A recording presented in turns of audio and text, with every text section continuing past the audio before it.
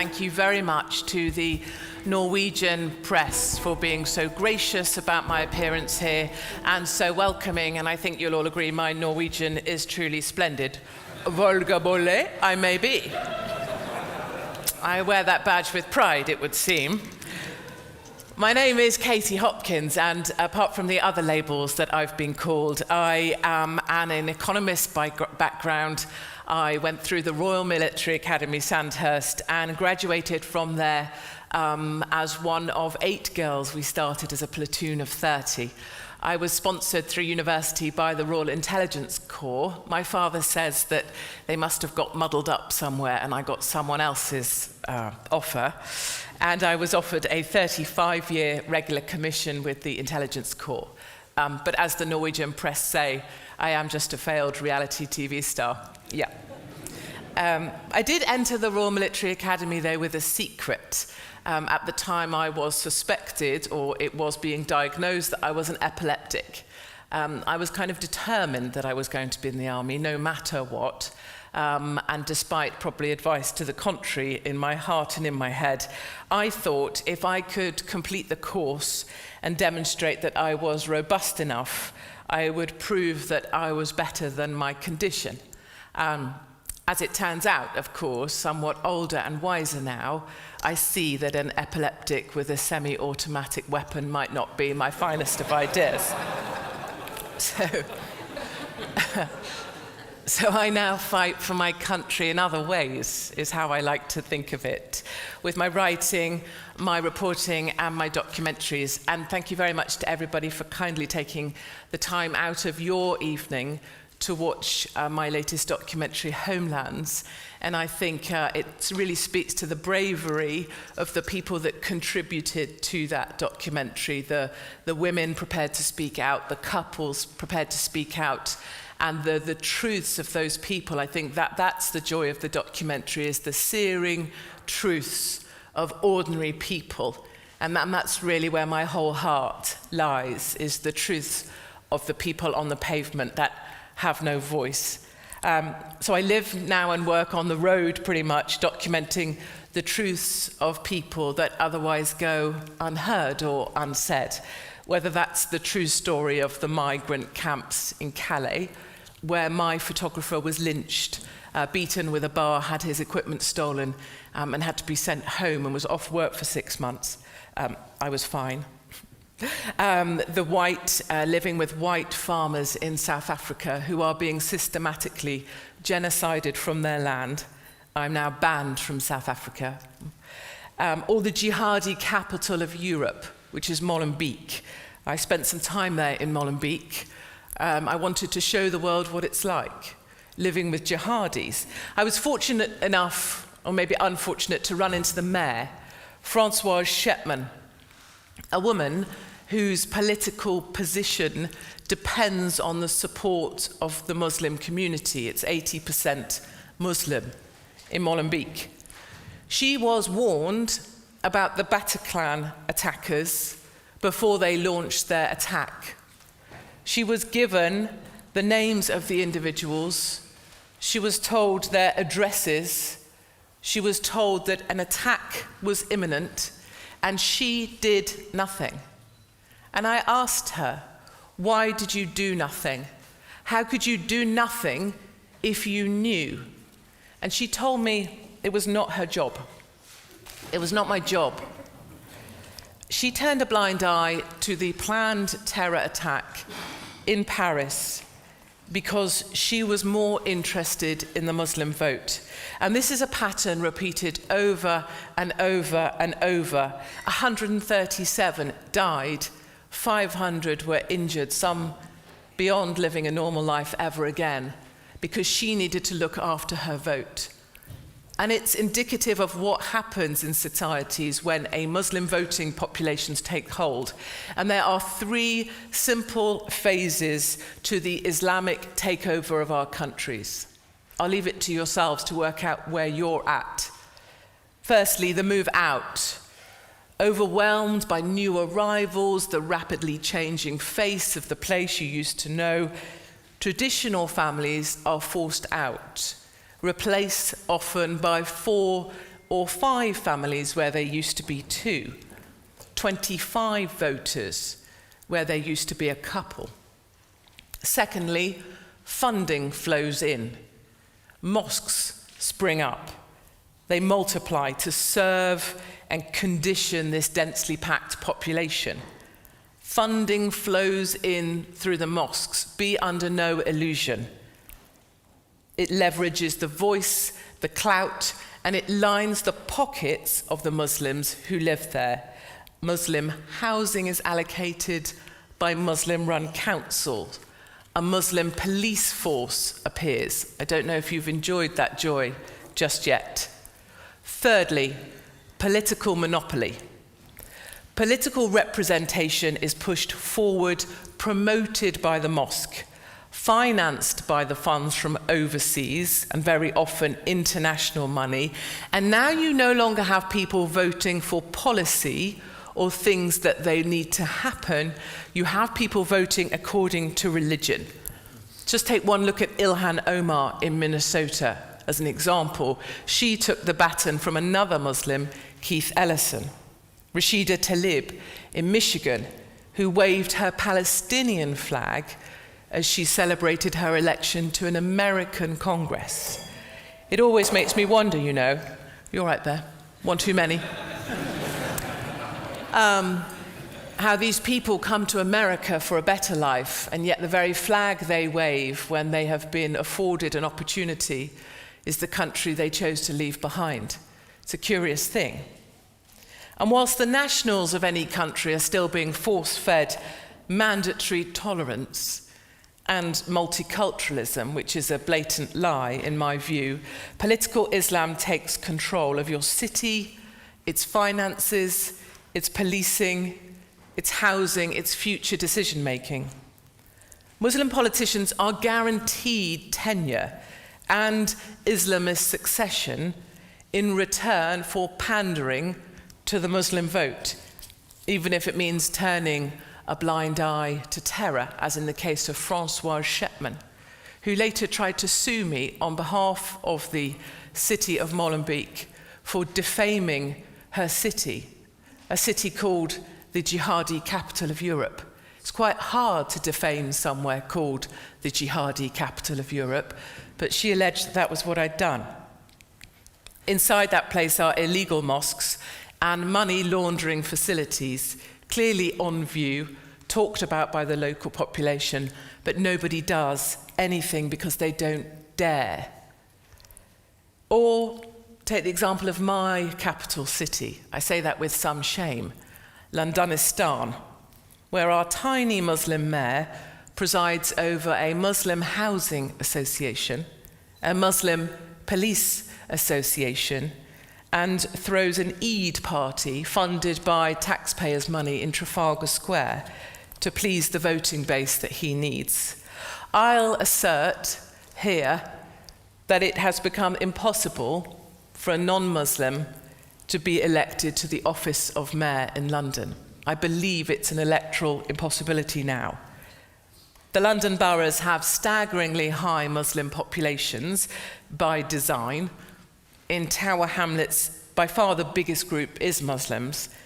Newham has one of the lowest white British populations, but the second highest concentration of Muslims, just behind, you guessed it, Tower Hamlets. And in the UK today, I am a minority white. In London, Luton, Leicester, Bradford, and Birmingham by 2020, as we saw in the documentary, Muslim births will outnumber births to any other by 2035. And you know, sometimes we say that, don't we, 2035? Oh, that sounds like a long way away. Just, you know, over 15 years' time, we are officially outnumbered. Our people are being forced out from within. And that's really what the genesis of Homelands was all about, was listening to people who say, I just don't know what's happening in this country. I don't recognize this country anymore. People tired of feeling like second-class citizens in a place where they pay taxes and they used to feel like they belong. You know, currently I think many mums, just like myself, I have 3 children aged 15, 14 and 10. It's why I spend so much time on the road. We feel like our children are targets. We worry for them when they're not with us. We worry for them when they're on the subway. Today, actually, and I think symbolically, or at least it feels it to me, is the 6th anniversary of Lee Rigby. He was the service personnel, a little sweet gentleman who was hacked to death with a machete on the streets of the UK after he was run over. It's also the 2nd anniversary of the Manchester Arena terror attack, where 22 of our young children, girls and boys, some mums, were blasted apart by bullets, by nuts and by bolts in a homemade explosive device. And the thing that really makes me angry is that you look at Twitter today and the hashtags that were permitted by the Twitter gods, where we stand united, together, we're stronger together, hashtag Manchester. Hashtag slaughtered by Islamists, actually, Twitter, if you want to tell it straight. This whole hashtag's lighting a tea candle, having a vigil. I respect people's needs, but it is not changing anything. It is not solving anything. I was in Poland recently, and was stood outside a bar on a pavement at about 9 o'clock at night, and it was still light and sunny. And 3 young girls, teenagers I guess, cycled by on bikes, giggling, in their shirts and their tiny tops. And I tell you, my first instinct, I better not reenact because I will plunge from this platform. My first instinct in my gut was to run after them, say, what do you think you're doing? Guys, get home now. Let's be careful now. Let's think about what we're doing. Did your mum know where you are? That's my gut as a mother in the UK. And then I remembered I was in Poland, a Christian country, defiantly proud of its culture, a country that rejected Merkel's migrant quota, that upgraded its border fence and moved in the military when a vast army of young men of fighting age arrived in 2015. Poland says no to illegal immigration of any kind. It has the lowest foreign-born population of the EU at just 1.7% compared to 15% in my country. It had 0 terror attacks from 2012 to 2015, and it has a tiny minority of foreign nationals permitted to enter or live in the country, making up just 0.2%. My point is, these stats matter. Poland is the safest place in Europe to be a female. And Poland is the place to which me and my family now look as we look for a new place to call home.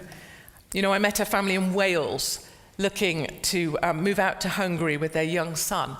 They're fearful of the language, which if you're Welsh and you already speak Welsh, I think they've got no problems at all, I'm just saying. But they were also unsure about this kind of radical departure from Welsh life. But they knew they felt unwelcome and unwanted in their country, and so they needed to find someplace new. And that's where we find ourselves right now in the UK. And I can see it a little bit here. The need to retreat to defendable space. And I've had a glimpse into that. I've had a glimpse into our future, a bit like I see homelands as being our immediate future, or the thing we're living now. Our brothers and sisters in South Africa. And obviously, the Netherlands for them feels like very close to home, and I say that because, of course, we are neighbours in this. White farmers who have worked the bushveld for generations are well ahead of us in this need to retreat to defendable space. They are being systematically genocided from the land, cleansed by black gangs wielding axes and knives. I lived with the farmers and I slept on their farms, and I can tell you, going to bed at night on a South African farm as a white farmer is something new. I always used to say, my son used to have nightmares, and I'd say, he'd say, there's monsters behind the cupboard. There's monsters behind the curtain. I used to go in, there's no monsters. But in South Africa, in the nighttime is when the monsters really do come. I follow the stories there every day, 6 attacks over the weekend, One gentleman so badly injured he was killed in the end, but what they did to him, not for here, they had to send in the trauma squad for the 15 black farm workers who lived on the farm that found the body, because what they did was so savage. Just this morning, another lady, Annette, has been killed. She was found face down with an iron bar around her throat and a hammer next to her body. They are systematically removing white people from South Africa, and because they're white, the world doesn't care.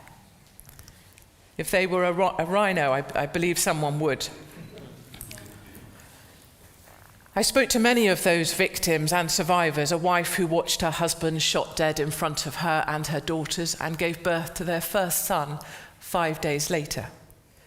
A woman whose face was shot away by the gangs and somehow survived. A lovely man, Bernard, whose father was bludgeoned to death, whose son, 11, was shot at, and whose young boys can now no longer sleep and are on antidepressants. And one of them tried to commit suicide because he said he wanted to be with his grandfather. And I say all this because they are making a final stand. At the weekends, white farmers gather together in their hundreds to rehearse for the final battle. They practice their drills, they practice how to retreat, they practice how to get help. The women are practicing drills with their arms because they're preparing for a final battle of biblical proportions. And when you ask them, why don't you leave? Many are too poor, but really it's because they are too proud. They watched their grandfathers turn that bushveld into fertile farms, and they will not leave. They say, we will die in our boots for the love of the land. It is biblical and epic. There are 8% whites left. They will be gone within our lifetime. They are a glimpse, I believe, into our future. And even if this does feel distant to you, maybe, or improbable, or maybe the utterance of a, what was it? Vulgar bolle.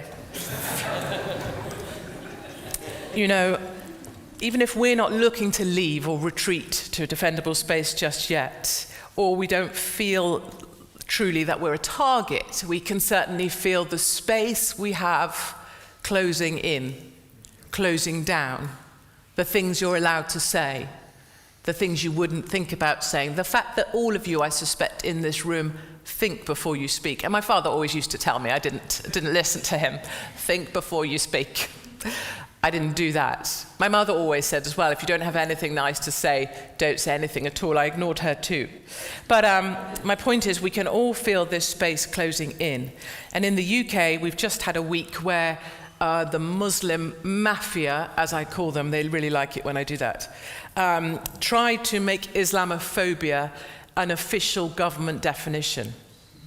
It was accepted by Labour, it was accepted by the Muslim mayor, it was accepted by all the Labour and Muslim lobby groups, you imagine.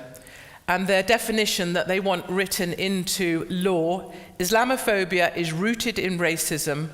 I don't know why I gestured at myself there. That's not a good thing to do.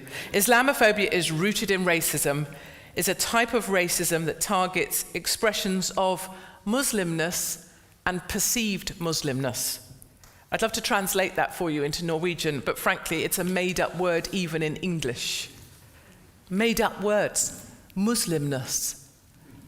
To define a phobia that is in itself a work of fiction. You know, my own Islamophobia came about when 2 jihadis in the UK tried to behead me. It's a true story. I say it with a smile because I'm not sure how else to deliver it. A woman wanted, as her wedding present from her jihadi fiancé, she wanted my head.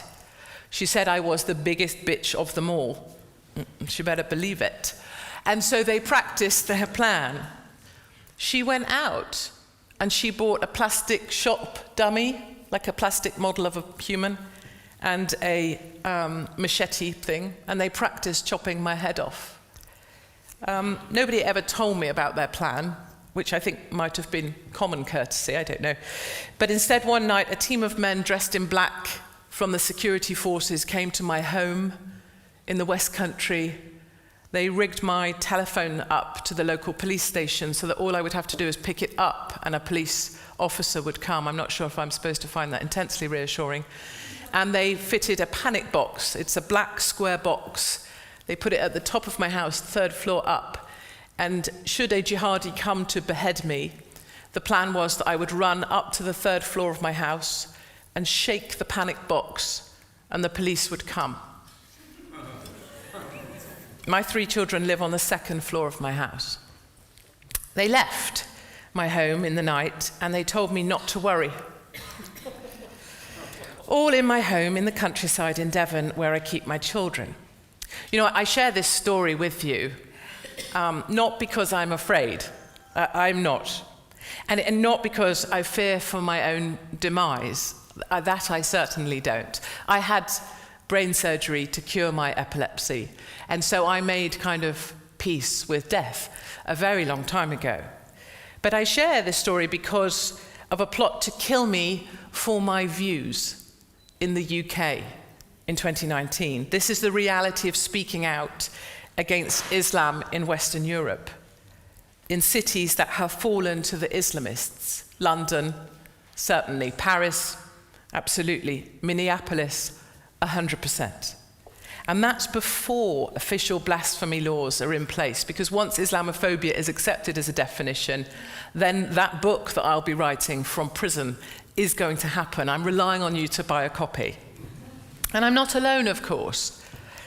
Last month, a 74-year-old lady was woken by a call from the police wanting to speak to her about her blog, a 74-year-old lady's blog, because she put, "Gender is nonsense, pass it on." Gender is nonsense, pass it on. That was worth a police call to a 74-year-old. A Catholic lady who I'm in contact with now to support her was arrested in front of her 5 children, held in a cell for 7 hours, and questioned under caution after she inadvertently called a transgender man a woman. A man in Christchurch, you may have seen this footage, was visited in the early hours of a Sunday morning, the Christian day of worship, by armed police because he had dared question the narrative on the Christchurch shooting as put out by Jacinda Ardern. I have a few things to say to her if I ever meet her in the street. And I have been arrested and interviewed under caution by the Major Crime and Homicide Command of the Metropolitan Police for a column in a national newspaper, words on a page. Sadiq Khan has a dedicated police hate unit policing speech online for the purposes of silencing dissent on Twitter. It cost him £1.7 million at a time when he says there's no money to put police on the streets. I was investigated by the West Midlands Police for daring to suggest that the majority of grooming gang members were Pakistani Muslim men. This was not looking good for me until statistically it was proven that the majority of grooming gang members are Pakistani Muslim men. You get the picture. And it's not that I mind the police intimidation, I really don't. The arrests or the attempts to kill me. I mind none of those things. In fact, the state, after the beheading attempt failed and the 2 jihadis were sent to prison, the British government commissioned a play. I should have brought the slide, actually, called The Assassination of Katie Hopkins. It was a play that went around the country. Actually, it was debuted in Wales. Welsh people. Because, you know, that seems to be how it is in our country. They will try and push you into silence. And I don't really mind the people that report me to social services as a bad mother either, in the hope that they'll take my children. I just wish they'd focus on the real problems that we have. Real police doing their job, tackling real crime, as opposed to people like me who speak out. And too often, of course, the police are part of the problem. So determined to follow the red narrative of diversity, of tolerance, and of acceptance. They refuse to hear when there's a problem with one powerful community who are beyond reproach. On the 16th of March in the UK this year, a young woman ran into the street, a main street, and she was on fire. She was a ball of fire. She was screaming, "Help me, help me." She was engulfed in flames. And in the street she was in, a garage owner heard her cries, saw this fireball, and ran out. And as she lay down on the grass, he managed to extinguish the flames. The ambulance were called and took her away. I still have the images of the grass, scorched black, where she fell. Police Scotland said there were no suspicious circumstances. No suspicious circumstances when a woman screams, "Help me," in the road in the middle of the day who has been set alight. And yet, concurrently, given the police had no comment, her local mosques issued a statement, which I have, reassuring the community this was not a crime of hate, the community has no reason to be alarmed, and good Muslims should not be gossiping about what might have happened to a sister. This is a family matter. It is almost like I am living in part of a parallel policing system, one where Christians or non-Muslims or people like myself are policed for our thoughts or our tweets or our copy in a newspaper, and yet one where honour killings are secreted away and filed under no suspicious circumstances. I wouldn't mind putting money that in the east of Oslo there will be no suspicious circumstances soon when other young girls are set alight for failing to marry the person they were supposed to marry.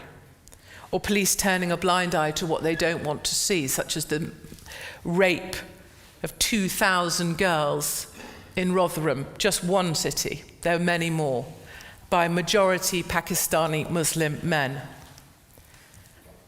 People get in touch with me, you know, all the time because they can't speak out. And the same happened in Oulu in Finland, where mums and dads were scared because they knew what was going on, they could see what was going on, and no one would talk about it. The police were so fearful of being called racist or Islamophobic or of going against the tolerant narrative, they didn't want to do anything. So I went there, went to Oulu, which I know you can't tell Norwegians it's cold, but it's cold in Oulu, minus 30 degrees. There were cases there of young Finnish girls being sexually assaulted by migrant men, snared into their gangs by the hook and passed around by the coordinator. These are systematic, clever, coordinated gangs. And as I marched from City Hall to District Court to Parliament to the police station, more and more cases surfaced of a father originally turned away when he set up his own sting operation to catch the men who were raping his child.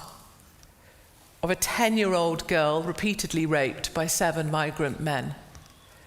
A local mayor who I went to visit, still in denial, telling me he had no official communications on the matter, reminding me that local men were guilty of this crime too. How many times do we hear that? I asked him whether he felt a sense of duty to protect the daughters of Finland. He told me he had a greater sense of duty to the children of the world. I was savaged by the left-wing press, naturally. Wouldn't be the first time, would it now, Norway? But whilst I was there, the mainstream media broke their silence on the rape squads of Finland and Oulu. And in the parliamentary elections a few weeks later, the Finns party, who I spent time with, a strong national party campaigning to put Finnish people first and reduce immigration into their country, made huge gains. They nearly won, actually. It was a terrific day, and sent another strong warning to the EU. I know I can make a difference in this way by speaking out, and you guys really help with this. Everything you do with your platform by attending, you amplify the voices of people like me, and for that there is no gratitude that I could pay you that properly pays you back for your investment in time and energy and your support. You know, I feel like for those unable to speak out, because you have mortgages to pay, marriages to keep, jobs to hold on to, you do have an equally important role. informing those of us that can. I lost many of those things a long time ago, although I have managed to hold on to my husband, which my parents are very proud of me for. My first marriage lasted less than a year, so my father says I'm on something of a record. I figure my marriage anniversary should be, my wedding anniversary should be the cumulative total over the total number of my marriages, but my father wasn't going for that. But you know, I am here to tell your truths, because we are many. We are many. Not just here in this room, supporting each other, but across Western Europe too. The people that helped with that documentary, the Finns Party, the Swedish Democrats, the Alternative for Deutschland, Salvini's League, and Le Pen's resurgent national rally. And for the first time, young faces are on the scene with them. Thierry Baudu, anyone seen him? Delightful. I thoroughly recommend to females in the room that you look him up. Le Pen's freshest face is the 23-year-old Jordan Bardella, son of a migrant, product of the Islamist suburbs, and now a strong voice for the national rally. And then the lovely Laura Huhtasaari. That was my Finnish for you, just as good as my Norwegian, thank you. She represents the Finns. She's a mother with 2 small children. She leaves them every week to be with her husband, not alone in a flat. Leaves them with her husband to go to the Finnish parliament because she is fighting to make Finland safe for her daughters. This is a new generation with authentic beliefs, reigniting this kind of belief in national pride. You know, we can make a difference. There is a feeling that change is afoot. 64 million Americans voted for Donald Trump. And I believe he will be back in 2020. And I will be there on the 23rd of June to wish him the very happiest of birthdays.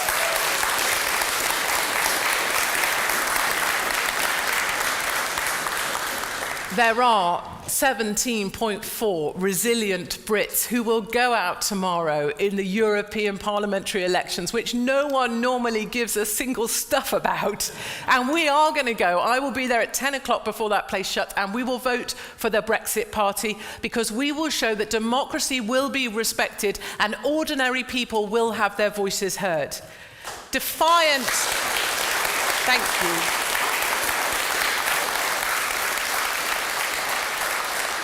Defiant Australians, did you see them? They put the Liberal National Coalition back in power, and the tears of the Labour Party, who were told they were going to win, are right here in this glass. I drink those Labour tears every day. South Africans preparing to make a final stand for their lands, saying they will die in their boots for the love of their lands, and Americans finally waking up to the threat that they face right now from within. You know, I always wanted to be a soldier, but it turns out I ended up in an army of great patriots just the same. And I know it's not too late for Norway. We still have time to protect this happy country from the threat that it faces. I believe we can do this. We tell our truths, we stand together, we get furious, and we fight back. Thank you very much indeed.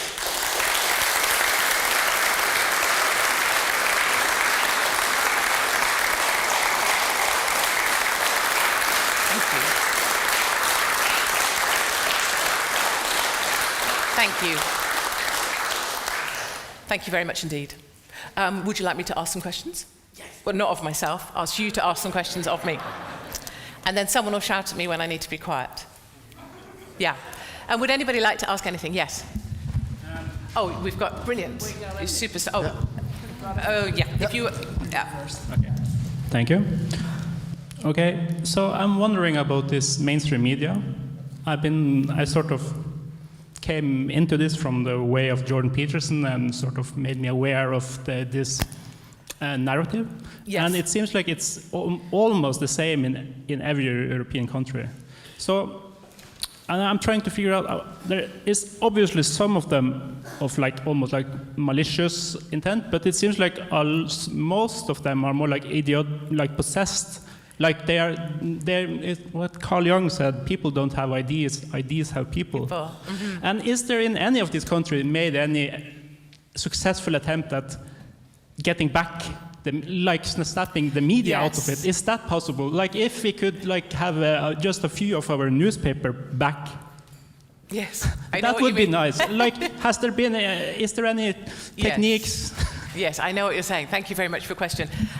So I don't believe, certainly not in my experience, the mainstream media is malicious in its intent. Certainly not on our side. And you know, I was a national columnist for The Sun newspaper. It's a very working man's, white van man newspaper. If you're a builder, a brickie, a plasterer, you read The Sun. So I was their columnist for 2 years. And then I went on to be a columnist at Mail Online for 2 years and was at LBC Radio, a national commercial radio. So I say this because I'm an outsider, but I was part of it and it worked and they knew it. I don't believe it's malicious. It is purely a systematic and coordinated attempt to remove advertisers, and it works incredibly successfully. And in order to secure their financial and commercial future, they cannot afford to have risk. And someone like me is a massive risk because the advertisers are lobbied very successfully to have someone like me removed, for the same reason that Judge Janine just had to be exiled from Fox News to try and calm the storms, to try and retain the advertisers. And if all the advertisers say they're going to pull, that's the power they have, Judge Janine would be gone. So that's that, in the sense that I don't think that is particularly malicious. I think where the malicious sets in is with state broadcasters.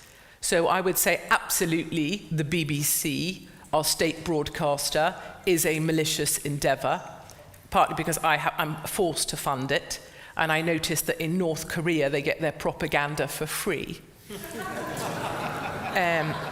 But even in terms of reporting straight facts, you know, I'm all about the emotion and the opinion, and it's my views, and if you don't like them, no problem. The BBC should be, surely, as your state broadcaster should, straight articulation of the precise facts. But if I look at their reporting on Israel-Palestinian conflict, it's always Palestinian dies after he attacked something you're not going to talk about. You know, the bias in our state broadcaster, I believe, is malicious. Is there a possibility of alternative platforms? Where the heck are they? People don't want to put finance often behind those sort of platforms, but I believe America will be the first place that we see a new Fox News. So there is one American news network, OANN. I could see there being, whatever the replacement is, whether it's OANN or another, there will be in America, because of Trump, a new right-wing news outlet that is allowing people to have opinions. Because if Fox goes as it's going, there's got to be a replacement for that. I certainly don't see an outlet like it in the UK just yet, which is why people like me end up going it alone, because it's the only way I don't get shouted at by an editor pretty much 24/7. So, going it alone and relying on the support of people, actually, I'm finding to be a joy. We were talking about this last night, and I was saying about how I feel that if you are on the side of good, then everything will be all right in the end. And that, you know, I'm all for planning and knowing what's going on and preparation and financial planning, but somehow I feel like this fight is much, you said it as well, is much more important than necessarily a salary or having super financial security. Yeah, thank you very much for your question. Would you like to ask one because you're holding the microphone, or? Yeah. So first I want to make a comment about what you said, that media reports Palestinian dies after 3 points. Yeah. We have a joke in Israel that if September 11 would happen in Israel, it would be reported as 17 Saudi men die after a plane crashed into a building. It's not funny, but it's true. Yeah.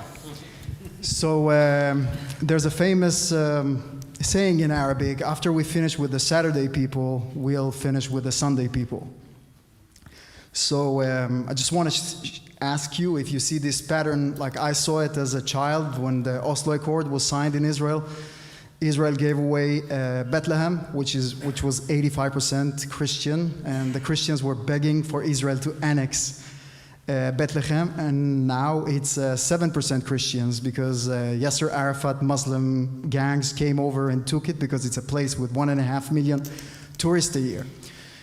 Second thing is what happened in the Middle East, that this week Document had an article that it's officially genocide for Christians from 20% to 2%.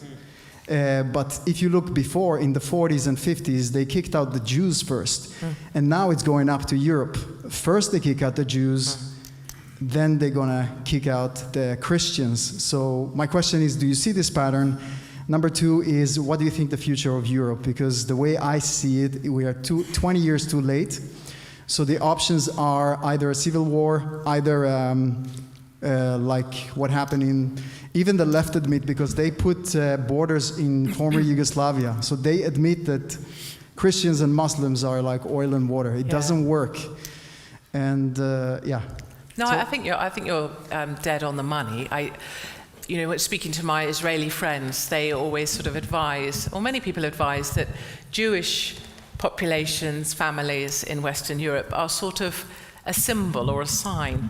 If you watch what happens to the Jewish people, it will then happen to you. And certainly looking at Paris, you know, which is only, an hour for me to get to from my home, looking at the fact they're receiving letters saying, we know you're Jewish, get out or we'll kill you. That is the sign for us that they're coming for us next. And that doesn't feel too far away at all. So certainly I always think the Jewish population are a sign for us. I certainly think the Christian population already feel that we're under attack, or those with no religion. And I think what will happen, if I had a prediction based on my knowledge of South Africa and what's happening there in terms of a pullback to make a final retreat to an area that you can defend, some kind of new territory, I think that's what we will do as well. So I see Christians or those with no religion in the UK moving to Poland, to Hungary, to the countries that are defiantly Christian or of no religion. And our Jewish friends, and certainly my Jewish friends in London and elsewhere, are pulling to Israel. And that's why there's huge amounts of funds being put into the Aliyah Fund in Israel, because they plan for their population, as we saw, to explode over the next decade or two. And I think it's why it's one of the important things about Homelands. I will be doing a screening in London and a screening in Israel. So I feel like we're at least able to show that we hear this, we see it, we know it's happening, but certainly I think the move out is well underway. Another question, anybody? It can be on, I should also say, feel free to ask anything. Like, so you don't have to be polite, you don't have to be kind or agree, you can just completely go for it. I'm really hard to offend. And your hand went up, that's a bad sign. Yes, ma'am. Hi, Katie. My name is Victoria Stein, and I have a personal question. As I told you, I'm running for city council for the first time, and I'm part of the cheerleading. Yes, good for you. Thank you very much. And you're my role model. But just 2 weeks after I announced my candidacy, I was they threw alcohol at me in bars, and I've received death threats and threats of rape and everything, and people are going to kill my family. I was just wondering, do you have any advice or anything on how to handle that stuff? How to handle Yeah, of course. So congratulations for standing up to be counted. I think it's admirable, I think it's fantastic, and it is also brave. I apologize that you have received threats, rape threats. You've had stuff thrown at you. And this is where I don't mind for myself, but to the journalists who happily throw names around and call people things, call them names, call them fascists, make it okay to think that they're a target. It's not okay. It's not okay, especially when there's a mum who has kids. And my advice to you is to really stick your shoulders back and take it to them. Because most of them are saying that stuff and would never come near you. Most of them, I meet them in the street and they and they go the other way. Fat people cross the road to avoid me, if I'm honest with you as well, but that's an entirely different thing. The people that have always said they're going to kill me, in truth, if they saw me in the street, they wouldn't come close to me. And so I take it to them. I don't have security. I've never had security, not in any of the places I've been apart from South Africa. I didn't have security in Molenbeek. And I am very much of the attitude, go on then, try your best. Because I feel that when you go into the fight, you go all the way in. And if the best you're going to do is throw stuff at me, I've had liquid thrown at me before, and I understand when that especially coming from the UK, when the liquid lands, people always say, oh, well, it was only milkshake, it was only wee. But actually, when that liquid lands in the UK, the first thought is acid.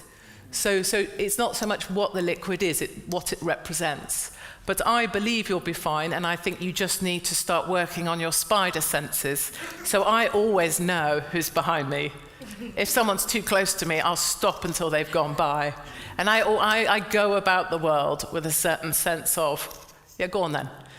Because I really feel, I think maybe I'm invincible. Someone's going to have to prove me wrong pretty soon, aren't they? But I think it also comes a little bit from my surgery. So when I went for my surgery for my head, I had big brain operation. I don't have a skull. You can feel my brain actually later if you're really bored. I know like Norway can get really dull in the dark times of winter, so you could just play with my head. But that was, you know, there was a risk that you die, or there's a risk that you lose it was left leg, left hand, sight and speech, which my father said might be a blessing. But I think, therefore, I kind of made peace with all of that. And then because I came back more or less functioning, I feel like, right, that's it, I'm invincible. So yeah, I would definitely work on those skills to protect yourself. Always being aware of someone, always being aware of an ulterior motive, and always know where the door is, you know? And bring it. And if you get any trouble, call me, because I'll come.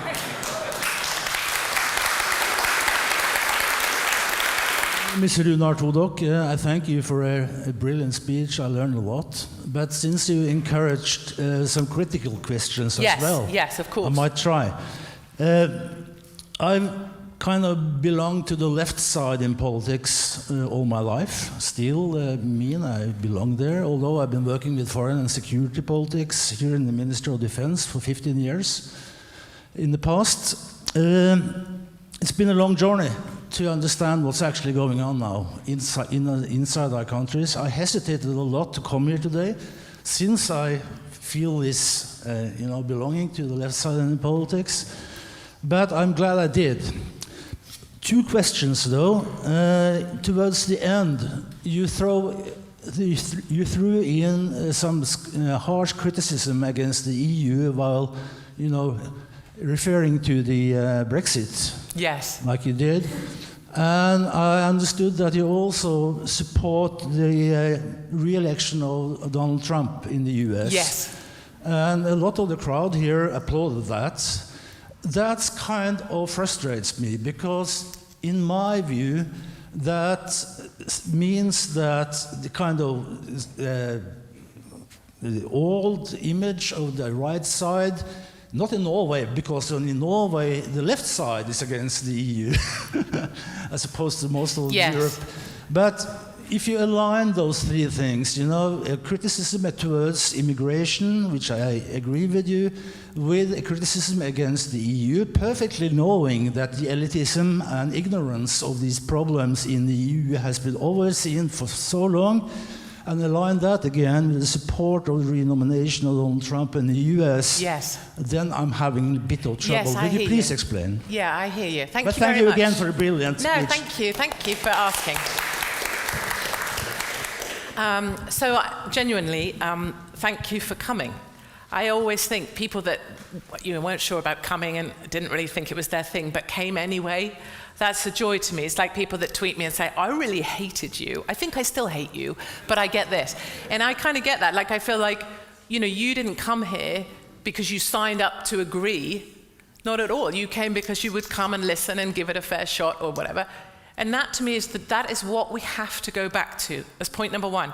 We have to go back to a time where we could sit in a room together even if we were crazy opposite ends of everything, and just say, we never said that we had to agree. We can completely disagree, and it's fine that we can talk, be in the same room, no problem at all.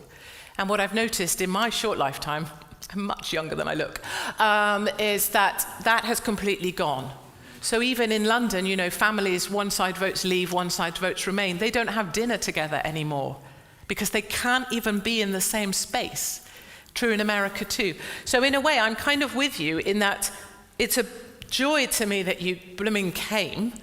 It's amazing that you know, we've had some things that we can agree on. There's some things further down here to do with EU, which I abhor the EU. I desperately want to leave. I'm a massive Brexiteer, and I understand Norway isn't really part of the EU, so maybe you're a bit biased by the fact you're not really in it.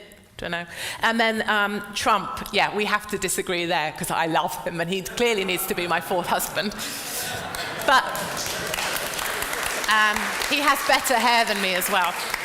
But I think that's okay. I think you and I could like walk as far as the table hand in hand, and then we leave each other here. That's okay for me. And I really actually do believe Trump is, I appreciate that you aren't a big fan. I don't know of a better Democratic candidate to head with Donald. I don't see anyone beating him right now, which is bad news for you, I guess.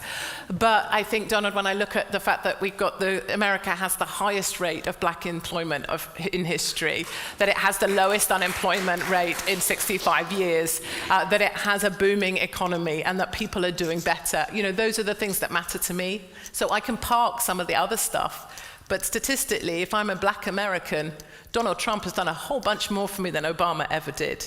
And that seems to really matter to me. So I think that's okay. We can leave each other here. But I would like to end on that by just saying thank you for coming. Like, I completely love that you did that. And would I go to a massive lefty vegan event? Probably not.